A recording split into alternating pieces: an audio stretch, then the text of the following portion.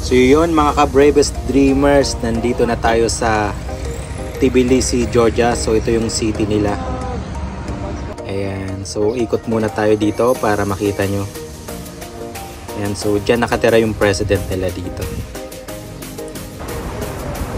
Ayan, so yan yung Tbilisi Square. Okay, and pag naglakad-lakad kayo, marami kayong makikitang mga nagpi-perform parang sa Europe, di ba? Sa US din. Kagaya niyan. Ganda ng boses.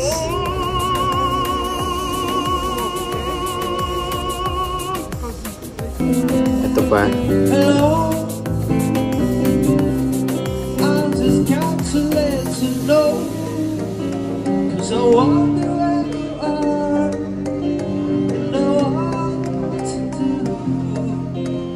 So ito yung first na pupuntahan natin, yung Bridge of Peace dito sa Tbilisi, Georgia. Ayan, wow. Ayan, sobrang ganda.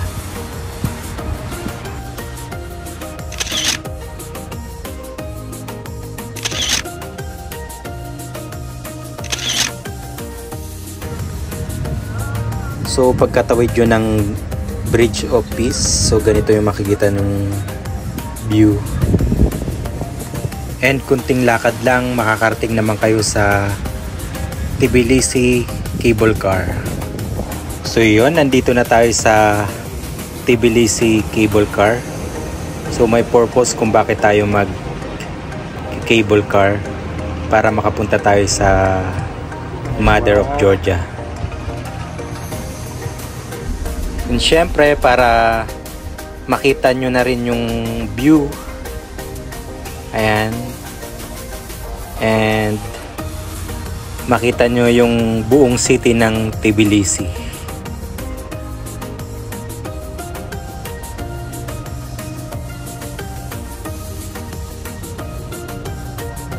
Ayan.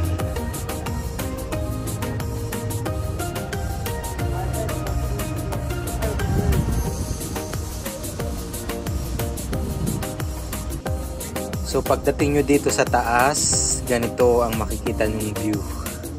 Wow! Sobrang ganda. Ayan, makikita nyo ang buong city ng Tbilisi, Georgia.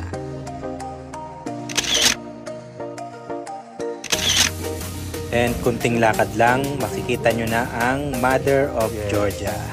Yan.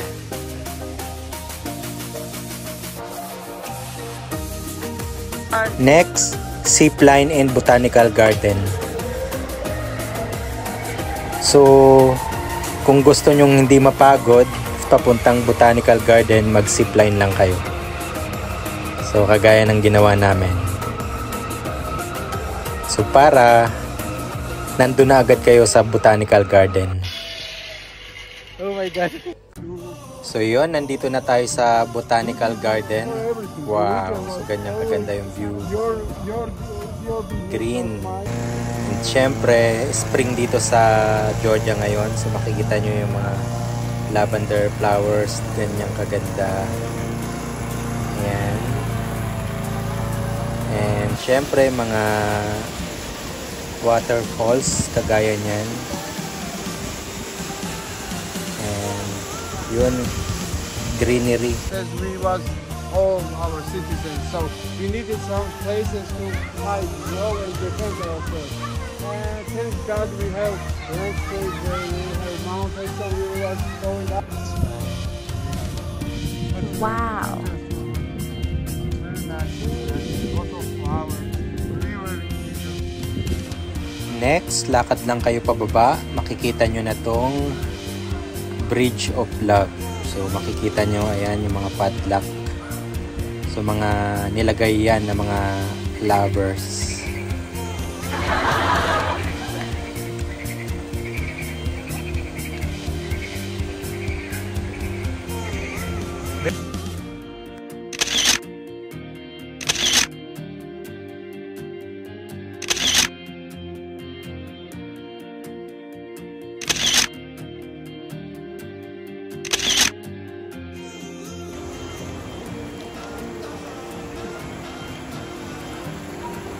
And dito naman yung famous na sulfur bath. Ayan, dyan yun. So kung marami kayong time, ayan, experience nyo yung sulfur bath.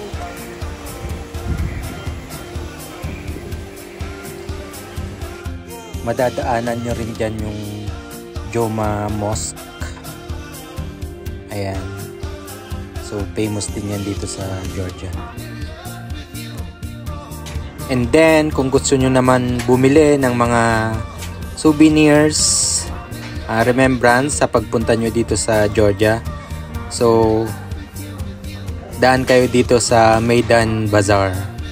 So lahat sila meron dito and mura siya. Ayan. So kumpleto sila dito. Magsawa ka kung anong gusto mong bilhin na souvenirs, remembrance.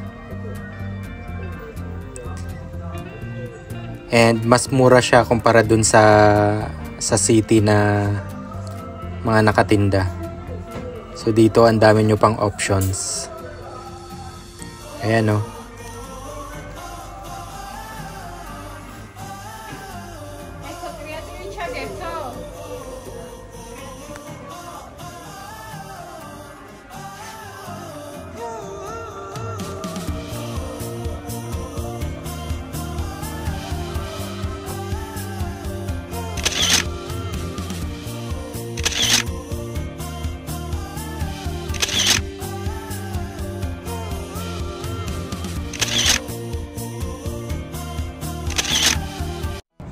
And ito yung last na pupuntahan natin, yung Learning Clock Tower. Famous din yan dito sa Georgia. So yon, yan yung mga beautiful spot na pwede nyo lang lakarin dito sa Tbilisi, Georgia. And syempre, hindi matatapos ang ating tour kung walang picture-picture remembrance sa lahat ng mga beautiful spot na pinuntahan natin. So suggestion lang para mapadali at mapagaan yung tour nyo. So mas mabuti na meron kayong tour guide kasi alam nila yung mga shortcut at mga daanan. Alam nila yung mga pasikot-sikot kung saan kayo mapapadali para makapunta sa isang beautiful spot. So ito pala si Alex, siya yung ating tour guide dito sa Tbilisi, Georgia. Ilalagay ko yung pangalan and number niya dito sa Georgia. So yon, pabalik na tayo ng city. Ito daw yung For shortcut. example, maybe you want some souvenirs to take with you. We have one of places like this, which is we made like a museum. O diba, napakagaling. So nandito na ulit tayo sa city. Tcharam! So yun mga ka-bravest dreamers, dito ko natatapusin ang aking vlog. Thank you for watching. Enjoy and God bless ating lahat. Bye!